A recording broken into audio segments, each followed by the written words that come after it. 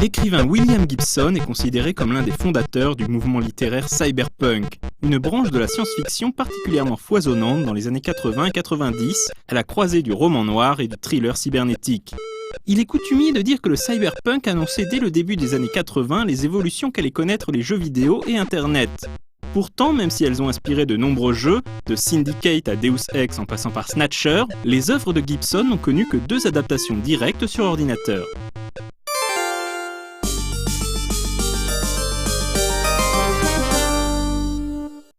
Paru en 1984, New Romancer, ou Neuromancie en français, est sans aucun doute le roman le plus connu de William Gibson et demeure l'ouvrage de référence de la culture cyberpunk. Premier volet de la trilogie du Sprawl, qui sera complété par Coon Zero et Mona Lisa Overdrive quelques années plus tard, le roman inspirera à Interplay un grand jeu d'aventure en 1988.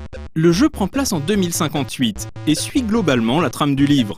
On y incarne un hacker, un cow-boy de la matrice, en train de traverser une mauvaise passe. Le protagoniste, que le joueur peut nommer selon ses envies, est presque à court d'argent et a dû laisser son deck, l'appareil qui lui permet d'entrer dans le cyberespace, à un prêteur sur gage. Le premier objectif du joueur sera de trouver comment le récupérer, car un hacker sans deck est comme un peintre sans pinceau, incapable de pratiquer son art. Rapidement, le joueur découvre que plusieurs hackers ont mystérieusement disparu dans la matrice. Une force malfaisante est à l'œuvre, une intelligence artificielle créée par une des Zaibatsu, les tentaculaires mégacorporations qui dirigent ce monde du futur, qui cherchent à s'émanciper de ses créateurs. New Romancer est remarquable car on sent qu'Interplay est plus habitué à créer des RPG que des point and click.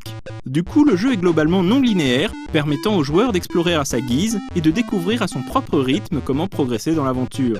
Revers de la médaille, cela peut parfois être frustrant faute d'objectifs clairs.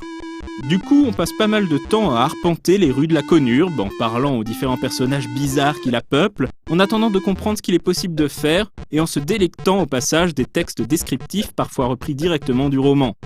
Interplay a également injecté une bonne dose d'humour de son propre cru dans le jeu, comme par exemple l'église de Pong, dédiée au culte du jeu unique.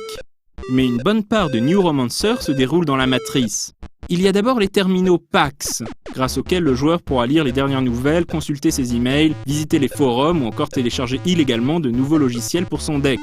À ce sujet, il est amusant de noter que c'est justement lors des accès aux fameux terminaux que le joueur devra consulter sa roue de code pour passer la protection contre la copie du jeu. Délicieuse ironie pour un jeu où l'on incarne un hacker qui n'a aucun scrupule à pirater programmes, systèmes et comptes bancaires.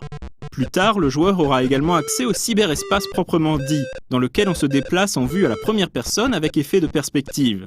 Il faudra alors utiliser les programmes de son deck pour détruire les systèmes de protection, appelés la glace, afin d'accéder à des banques de données secrètes.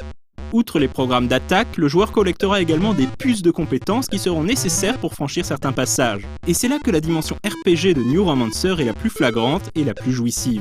Détail amusant enfin, les amateurs de New Wave auront peut-être reconnu le thème principal du jeu, une version chiptune de la chanson Some Things Never Change du groupe Devo.